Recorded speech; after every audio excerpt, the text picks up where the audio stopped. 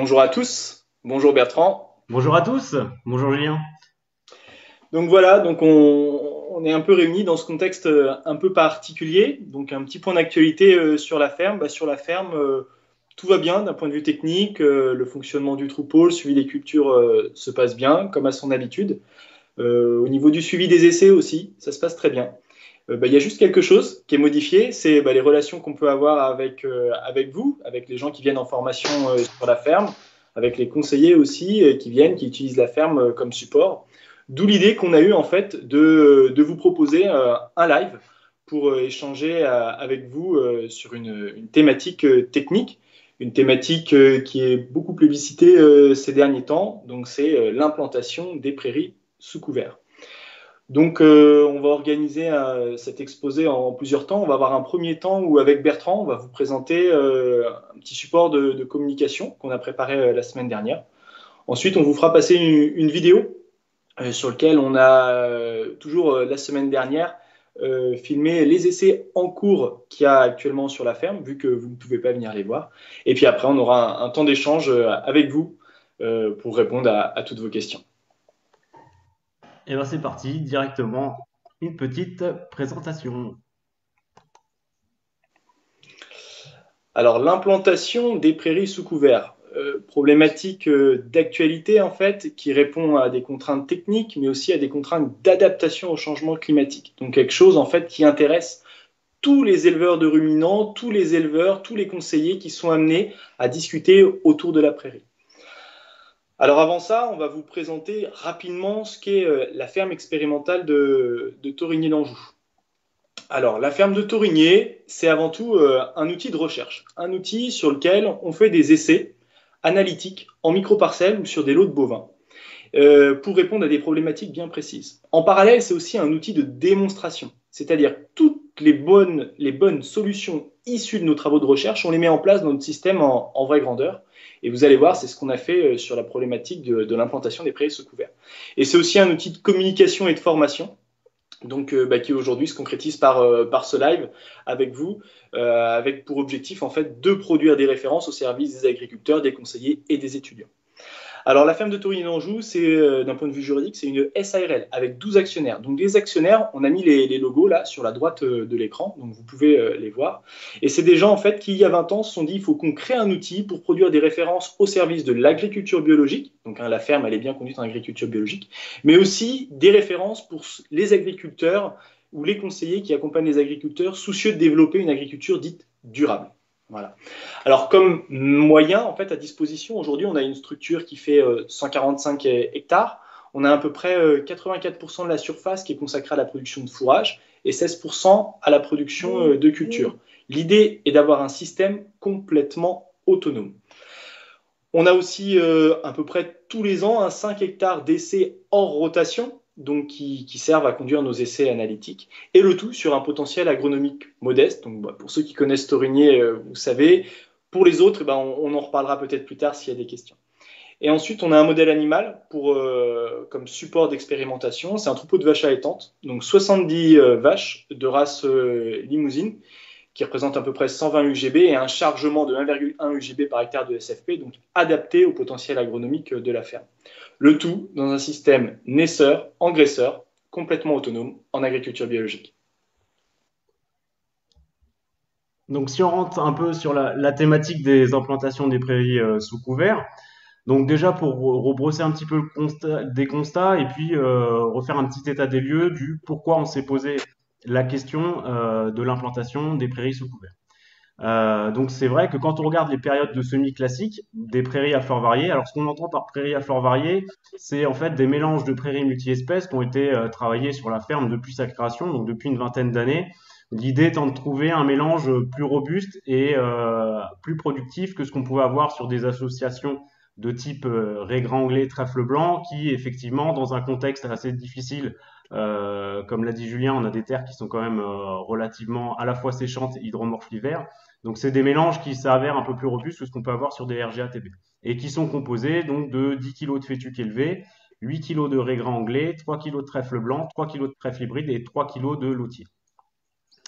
Donc si on regarde hein, le semis de ces prairies, globalement, ce qu'on va retrouver dans le petit schéma en dessous, donc on a des dates d'implantation classiques qui figurent en gris. Donc souvent on retrouve deux périodes un peu caractéristiques. Donc soit des implantations, on va dire fin août-septembre, ou soit des implantations aux alentours en sortie d'hiver, donc plutôt voilà aux alentours du mois de mars. Et donc, ce qu'on peut observer, c'est qu'effectivement, bah, un peu les années comme on a eu, hein, l'année dernière, c'était un peu ce cas-là. On a, c'est vrai, une fréquence d'aléas météorologiques qui sont de plus en plus défavorables pour l'implantation au moment de ces périodes clés.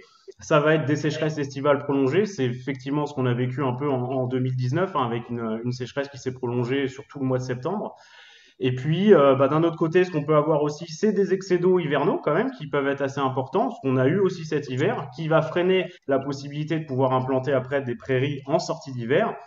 Et en plus, ce qu'on peut avoir aussi en termes de, on peut cumuler aussi sur des semis comme ça qui seraient tardifs au printemps, on peut quand même avoir des sécheresses relativement précoces qu'on a eu aussi en 2019 avec un épisode de canicule dès la deuxième quinzaine de juin. Donc des problématiques qui sont quand même relativement fréquentes à l'implantation des prairies quand on est sur ces dates d'implantation classiques là qui figurent en. Et l'objectif un peu avec l'implantation en fait avec le semis sous couvert, eh ben c'est dans un premier temps de pouvoir décaler en fait la date d'implantation, donc de la décaler plutôt autour de la mi-octobre, de mi à fin octobre, pour justement s'affranchir de cet aléa de sécheresse. Et puis, bon, on va le voir après, les autres avantages qu'il peut y avoir, c'est d'avoir la possibilité d'avoir un couvert et donc de pouvoir récolter ce couvert et donc d'améliorer aussi en même temps la productivité et la biomasse produite à l'échelle de l'année. Donc là, on est bien dans des cas de semis à la mi-octobre, sous couvert donc d'une association de céréales protéagineux. Donc ce qu'on appelle association de céréales protéagineux, c'est des mélanges à base de triticale, pois, vesse, entre 250 à 300 grains par mètre carré de triticale, 15 grains par mètre carré de pois fourragés et 15 grains par mètre carré de vesse. Et donc l'idée, en fait, pour l'implantation, on va rester sur un itinéraire, en fait, le même jour. Il va y avoir deux passages. On va d'abord semer à 2-3 cm de profondeur l'association de céréales protéagineux. Et puis ensuite, on va repasser le semoir botte relevée pour mettre les prairies à fleurs variées en surface. Et le tout sera roulé. Et donc après, ce qu'on va essayer de mesurer avec une impact, c'est l'impact d'une récolte de l'association de céréales protéagineux en ensilage, donc à la fois sur la capacité à produire de la biomasse supplémentaire, et puis derrière la capacité aussi d'aller installer une prairie. L'objectif, c'est bien ça aussi, c'est de pouvoir garantir l'installation d'une prairie. Alors du coup, on va vous présenter les résultats issus de ces travaux, vous rappeler un peu le cadre méthodologique. Donc les résultats qu'on va vous proposer là aujourd'hui, ils sont issus de 5 essais analytiques, des essais en dispositif bloc, donc chaque modalité a été répétée 4 fois de façon aléatoire. Voilà. On a testé plusieurs modalités, plusieurs itinéraires techniques. L'idée, c'est de vous en proposer 2 aujourd'hui. Alors la première, c'est un semis à la mi-octobre, en simultané, de la prairie et de l'association céréales protéagineux. Le tout en 2 passages, la céréale à 2-3 cm de profondeur et la prairie en surface.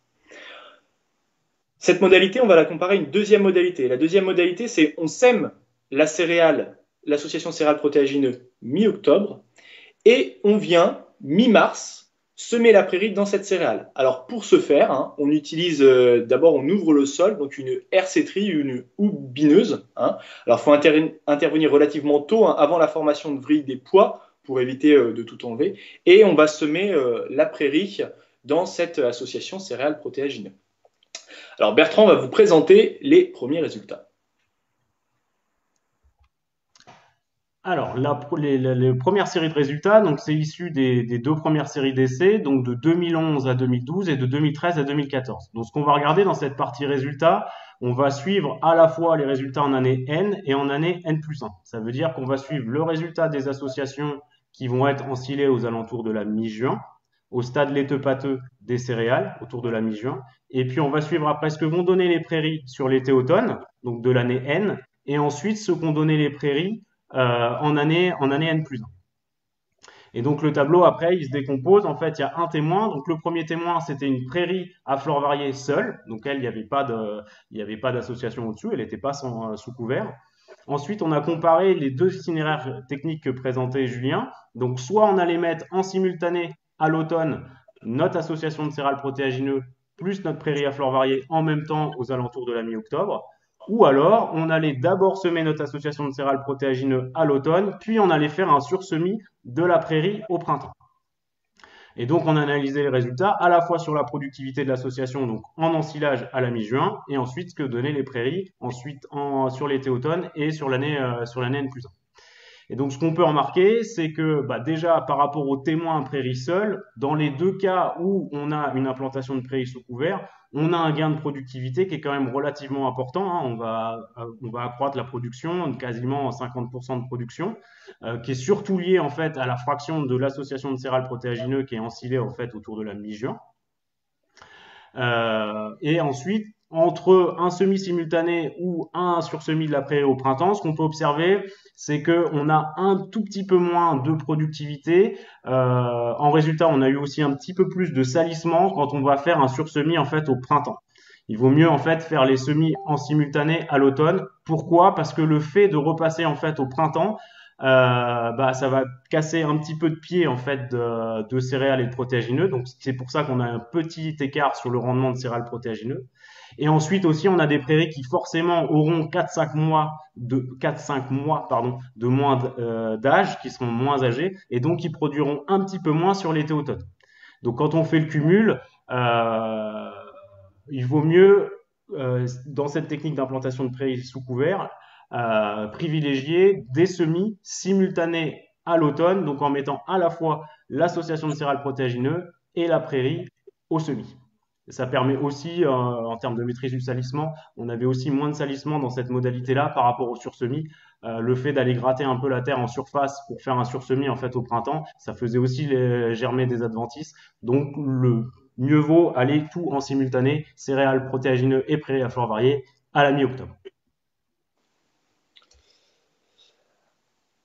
Alors, deuxième série d'essais, là on se base sur 3 essais qui ont été réalisés entre 2016 et 2018, où on a toujours notre prairie implantée sous couvert, donc c'est la colonne qui est la plus à droite, qu'on va comparer cette fois-ci à notre association céréales protéagineux conduite sans prairie. Qu'est-ce que l'on observe? On observe une productivité de ces associations céréales protéagineux légèrement pénalisée par la présence de prairies. Très très légèrement, 1 tonne de matière sèche sur une moyenne autour de 10, mais quand même notable. On n'observe pas d'effet sur la composition du mélange récolté. C'est-à-dire qu'il n'y a pas d'impact négatif sur, par exemple, le pourcentage de protéagineux quand il y a présence de prairies. Après, on peut regarder aussi que la biomasse cumulée totale sur l'année. Et là, qu'est-ce qu'on observe? C'est qu'en cumulé, on arrive quasiment au même niveau de productivité, sachant que il est fort probable que le rendement de la prairie ait été sous-estimé. Alors pourquoi il est sous-estimé? Parce qu'on est dans le cas d'essais analytiques et du coup, cette quantification, on l'a fait par récolte mécanique. Des fois, il y a une quantité de biomasse qu'on ne peut pas aller chercher parce que mécaniquement, on n'est pas en mesure d'aller récolter, alors qu'on sait très bien que des animaux arriveraient à valoriser cette biomasse au pâturage. Donc, premier aspect. Deuxième aspect, quand on va récolter, en fait, on le fait quand il y a un niveau de biomasse suffisant et souvent, on le fait à l'automne. Et ce qui peut se produire, en fait, c'est que notre prairie, à partir de fin juin, elle commence à décoller et elle est pénalisée par la sécheresse estivale et du coup, la biomasse disparaît. Donc là encore, on a une moindre quantification de la productivité de cette prairie. Néanmoins, ce qu'on peut retenir, c'est que peu importe la situation, on a une productivité élevée et l'intérêt d'implanter la prairie sous couvert se vérifie tant sur la maîtrise du salissement en première année et aussi sur la composition botanique la première année et l'année suivante.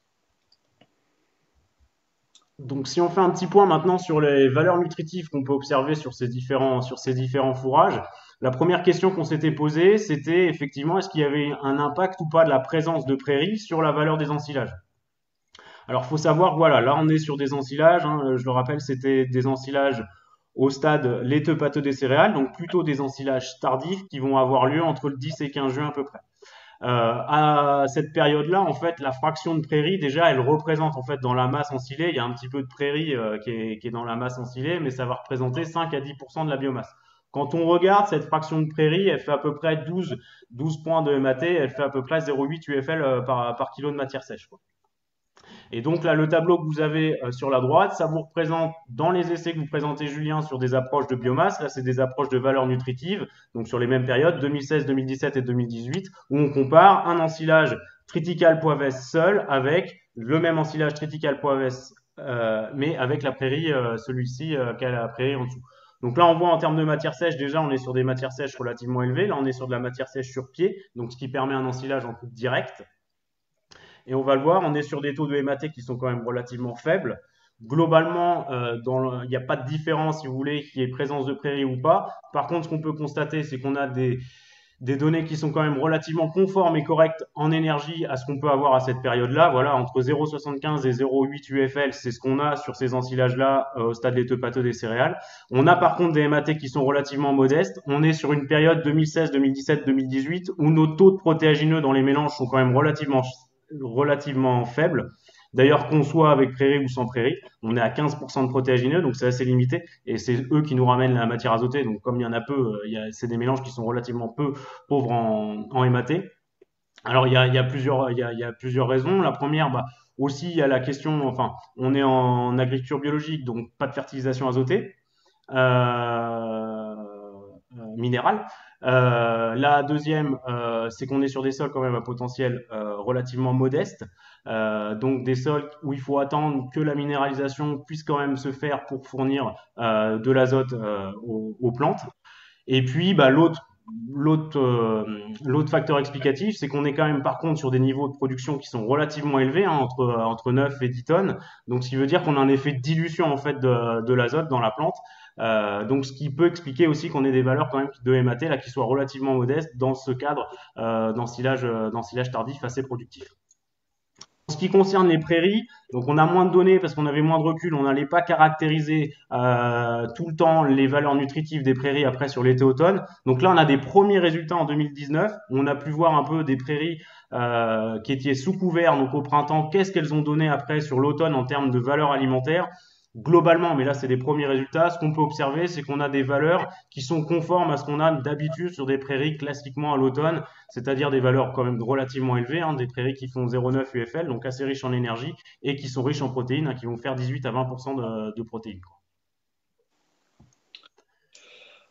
Du coup, en guise de conclusion, donc à partir des nombreux essais analytiques qu'on a réalisés, mais aussi des observations en vraie grandeur qu'on mène sur la ferme tous les ans, on va comparer ces deux itinéraires. Donc vous avez l'itinéraire technique A, donc on va les comparer sur 2 ans. Donc ce premier itinéraire, donc on sème notre céréale fin octobre de la première année. On récolte au mois de juin en ensilage, on obtient 8,5 tonnes de matière sèche de notre ensilage d'association céréales protéagineux. Derrière, début septembre, enfin dès qu'on peut, on essaye d'aller semer la prairie. Et là, sur un pas de temps d'un peu plus d'1 an, on arrive à sortir 5 tonnes de matière sèche. Avec donc une productivité relativement satisfaisante hein, pour le contexte dans lequel on est, mais avec un problème en fait, c'est que le premier cycle de cette prairie est souvent très chargé en ce qu'on va appeler les diverses, et donc du coup qui vont pénaliser la valeur nutritive de notre prairie. Alors on compare à notre itinéraire B, donc la fameuse implantation sous couvert. Donc là, on implante l'association céréales protéagineux et la prairie au mois d'octobre. On ensile le tout au mois de juin. En moyenne, on a la même productivité, donc 8,5 tonnes de matière sèche. Et dès la première année, en fait, notre prairie, elle est capable de produire 1,5 tonnes de matière sèche. Et du coup, en deuxième, on arrive à 6,5 tonnes de matière sèche. Donc, ce qui nous fait 2 itinéraires techniques. Un, on va sortir 13,5 tonnes de biomasse et l'autre itinéraire, 16,5 tonnes de biomasse, avec une meilleure qualité d'implantation, un moindre travail du sol et un moindre travail de l'éleveur. Donc du coup, en conclusion, hein, l'implantation des prairies sous couvert, on peut dire que c'est 100% gagnant pour l'éleveur, à tous les niveaux, d'un point de vue technique, économique, temps de travail, pour une récolte en ensilage. Pour une récolte en grain, ce qu'on vous propose, c'est de réorganiser une conférence comme celle-là pour vous expliquer les résultats issus de nos travaux sur cette problématique qui est un peu différente. Donc là, voilà. Donc là, on vous a présenté un petit peu les résultats qu'on avait depuis 2011 sur cette technique d'implantation des prairies sous couvert. Donc avec plutôt des récoltes des associations donc au stade laiteux pâteux des céréales. Et donc là, ce qu'on vous propose, c'est un petit reportage. Donc Julien a eu la chance de pouvoir faire un petit reportage sur la ferme la semaine dernière, qui présente un peu en termes de perspective. Euh, c'est toujours des travaux autour de ces techniques-là, les perspectives sur lesquelles on travaille autour de ces implantations de prairies sous couvert. Donc on rejoint tout de suite Julien sur la ferme.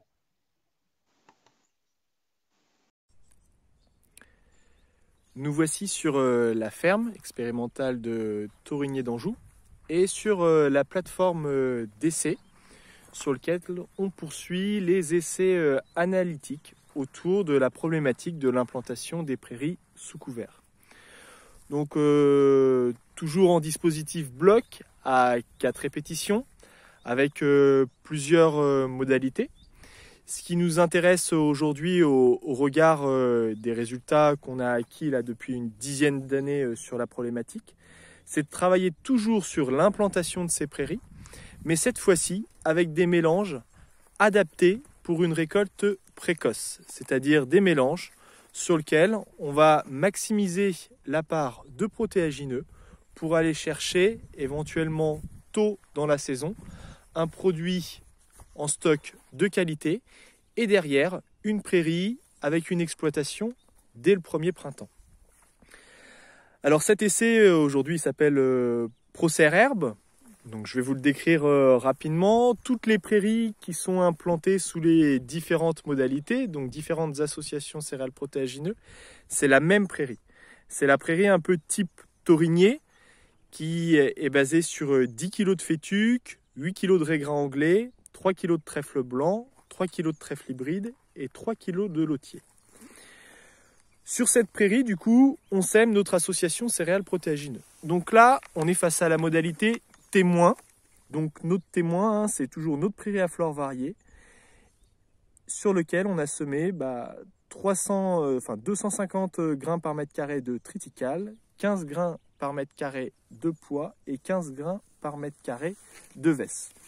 Donc quel constat on peut faire aujourd'hui, début avril?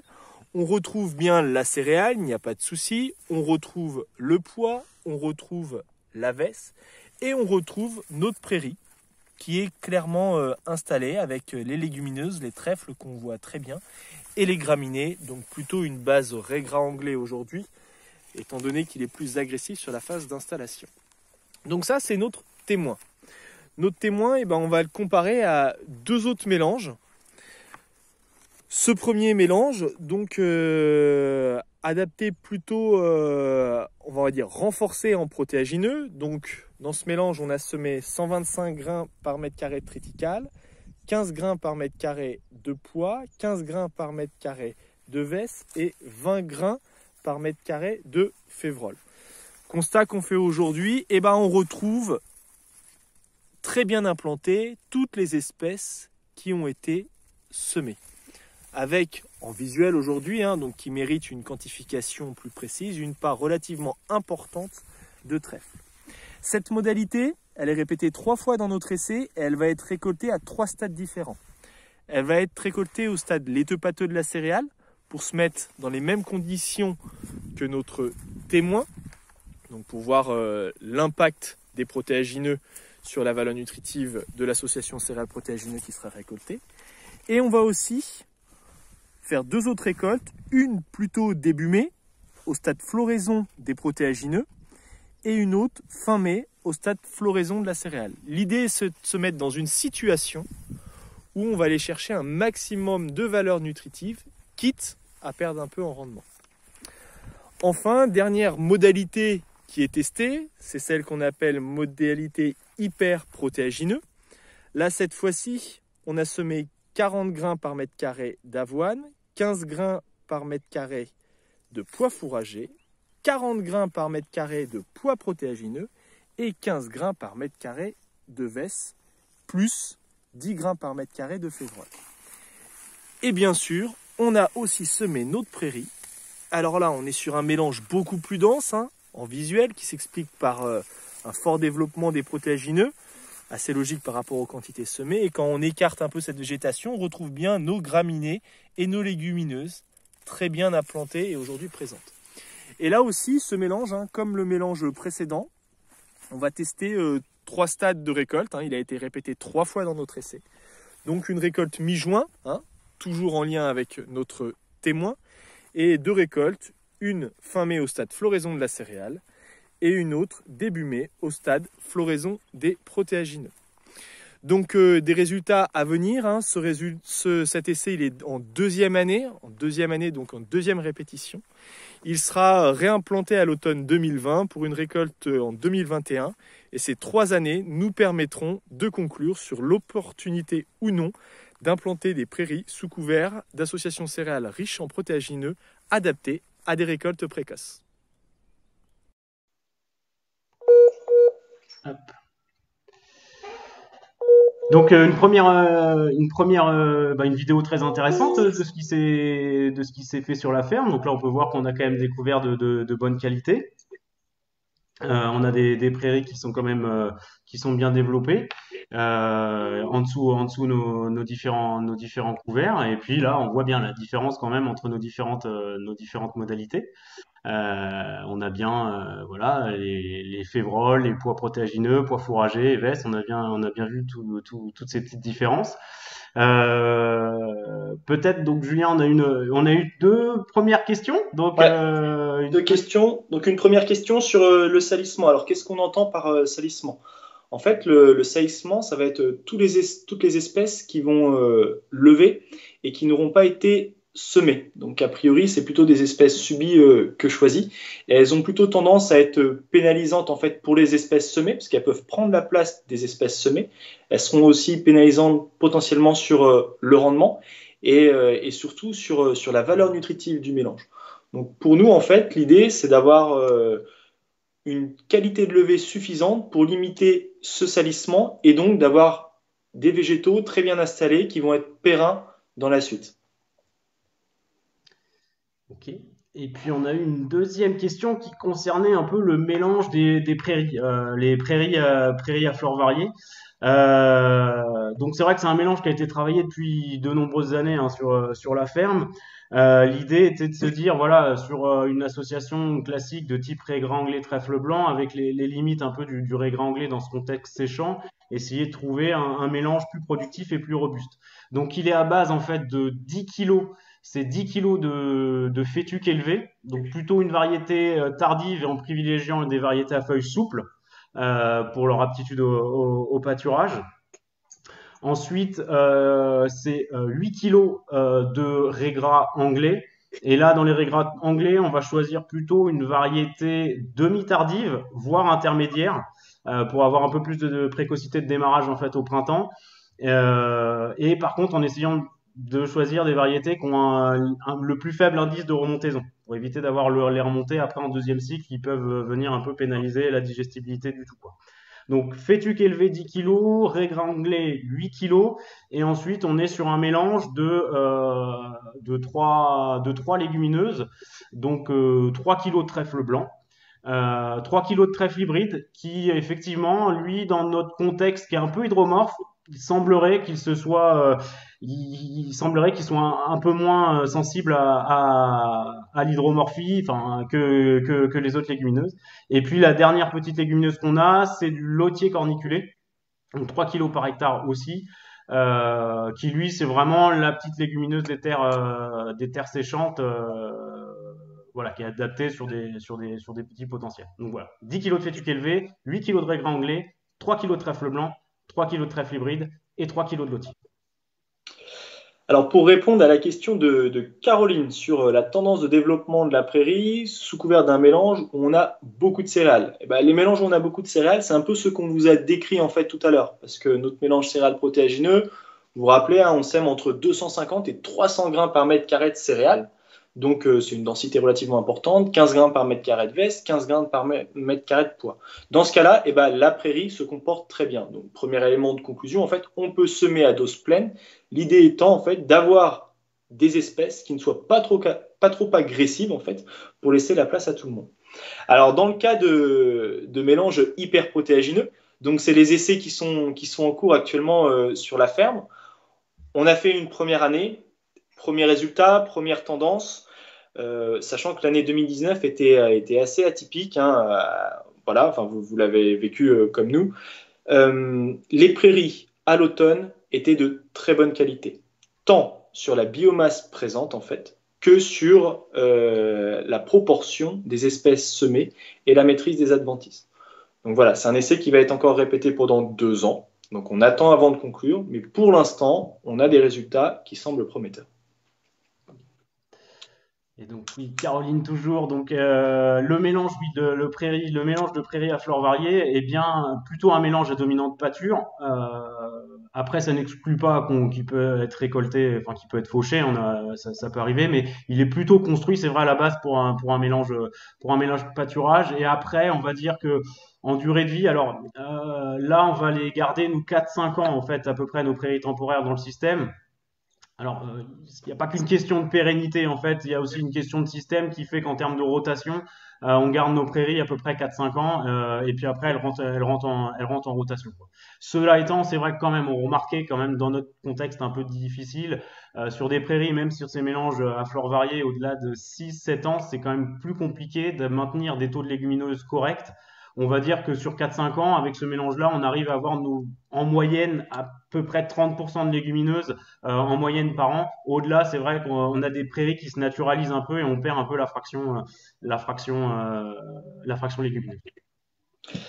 Alors ensuite, pour répondre à la question de Frédéric, quels sont les amendements à apporter? Alors, sur la ferme, on a en gros deux intrants. Enfin, deux intrants. Le premier, c'est le carbonate humide, qu'on est amené à mettre à peu près sur 25 à 30% de la surface de la ferme tous les ans, et souvent sur prairie. L'idée étant de maintenir des pH satisfaisants. On est plutôt sur des sols à pH acide. L'idée, c'est de maintenir des pH autour de 6 pour qu'on n'ait pas de problème de fonctionnement et notamment qu'on ait une belle pousse de l'herbe, que ce soit pas limitant sur la pousse de l'herbe. Alors, deuxième intrant, mais qui est produit en fait sur la ferme, ça va être du compost. On ne travaille pas en fumier, on travaille qu'avec des composts. Donc, des composts sont des fumiers qu'on a fait repasser en fermentation 2 fois et ils sont épandus en novembre et uniquement sur les prairies. Souvent, c'est les prairies en 2e ou 3e année. Voilà. Et ça, c'est aussi fonction de l'exploitation qu'on a eue en amont de la prairie. Si c'est des prairies qui ont été uniquement pâturées, souvent on n'a pas besoin de mettre de compost. S'il y a eu de l'exportation via la fauche, là on amène du compost. Ok, je vais prendre la question de Sarah qui concernait les suites à donner sur la capacité à vivre des prairies et à rester productives. Alors peut-être pour refaire un point sur la technique des implantations de prairies sous couvert en termes de qualité de la prairie. Ce qu'on avait observé, c'est que en première année, ça peut être intéressant une fois que l'association de céréales protéagineux a été ensilée. Sur l'été-automne, d'envisager, alors pas des gros passages de pâturage, mais des petits passages rapides pour effectivement nettoyer les petites graminées qui commencent à démarrer, éventuellement un peu le reste de chaume pour donner accès à la lumière aux trèfles, et après les trèfles ils vont s'exprimer sur l'été-automne et sur l'année suivante. Donc on n'a pas de différence sur l'année N+1. Après, sur des questions de pérennité, on va dire de la flore prairiale, là, c'est d'autres essais. On l'avait fait dans des contextes très particuliers qui étaient des prairies naturelles, vraiment sur des petites terres, en testant des techniques soit d'amendement, soit de sursemis, soit d'aération. Effectivement, ça s'était souvent soldé quand même par des échecs, sauf la technique à amendement, qui consistait à mettre 10-15 tonnes de compost tous les ans, où là, on a une amélioration de la fertilité, et tout de suite derrière, on a des gains de productivité, et même une amélioration de la flore, parce qu'on va sélectionner une flore qui est plus riche. L'inconvénient, c'est que de toute façon, pratiquement, on n'a pas 10-15 tonnes de compost par an à mettre par hectare sur nos prairies naturelles pour éventuellement améliorer la productivité de ces prairies. Mais ça fait partie des questions de savoir un peu comment on peut, sur des prairies qu'on souhaiterait faire vieillir, quelles techniques on pourrait mettre en place pour essayer d'améliorer un peu leur pérennité, puis de conserver un peu la qualité, c'est-à-dire une bonne proportion de graminées légumineuses dans ces prairies, quoi. Alors, je vais répondre à la question de Jérôme qui nous pose la question suivante, hein. Dans l'itinéraire sans semis sous couvert, la prairie semée au printemps est exploitée dès l'automne. Tout à fait, oui. Et quand est-elle semée? Alors, bon, j'ai peur de pas très bien comprendre la question. Alors, en fait, on a comparé un semis sous couvert simultané à l'automne avec un semis sous couvert mais en différé au printemps. C'est-à-dire qu'on sème notre prairie dans une céréale qui a été implantée à l'automne. Et du coup, dans tous les cas, en fait, la récolte se fait au mois de juin sous forme d'ensilage. Et après, la prairie, eh ben, elle est exploitée dès qu'on a suffisamment de biomasse, hein. Donc, je reprends un peu les propos de Bertrand précédemment, hein. Dès qu'on a un peu d'herbe, surtout une pousse de graminée, en fait, parce que ça va être l'espèce la plus agressive sur la phase d'installation, et ben, on met les animaux à pâturer. Donc, on a un petit cycle, en fait, courant de l'été. Et souvent, on a un cycle conséquent, en fait, sur l'automne. Bon, on est toujours dépendant, hein, des aléas météorologiques. Alors, il y avait la question de Caroline qui concernait la luzerne sur la ferme. Alors, la luzerne, c'est un peu particulier. Effectivement, on en fait une petite. Allez, on va aller, je sais pas, Julien, 3-4 hectares, même, ouais, Ouais, ouais, 3-4 hectares maximum. maximum, ouais. Donc, on la réserve vraiment à nos parcelles, on va dire, les moins hydromorphes. On va la réserver à nos parcelles qui ont le meilleur, on va dire, le meilleur potentiel. Donc, c'est des parcelles où éventuellement on peut intervenir un peu plus tôt en sortie d'hiver et qui vont être un petit peu moins exposées à de la sécheresse de printemps précoce parce qu'elles ont un tout petit peu plus de réserve utile, un petit peu plus de réserve hydrique. Donc, c'est la seule c'est les seuls semis en gros qu'on va faire en sortie hiver. Donc là, on l'a fait en sortie hiver et là, on l'a fait aussi sous couvert, mais sous couvert d'une céréale de printemps. Donc là, nous, c'est de l'avoine de printemps, 70 kilos par hectare d'avoine de printemps et 25 kilos de luzerne. Voilà, et l'avoine, c'est effectivement pour son pouvoir couvrant et puis pour éviter le salissement de la luzerne dans sa phase d'installation. On va récolter aux alentours du 15 juin au stade laiteux, là pour le coup, de l'avoine, on va faire un foin.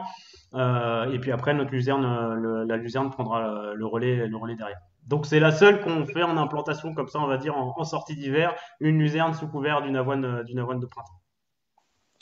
Alors, la question de Raphaël qui nous interroge en fait sur les espèces à semer dans le cas d'un sursemis sur une prairie naturelle. Alors, on a fait des petits essais là-dessus.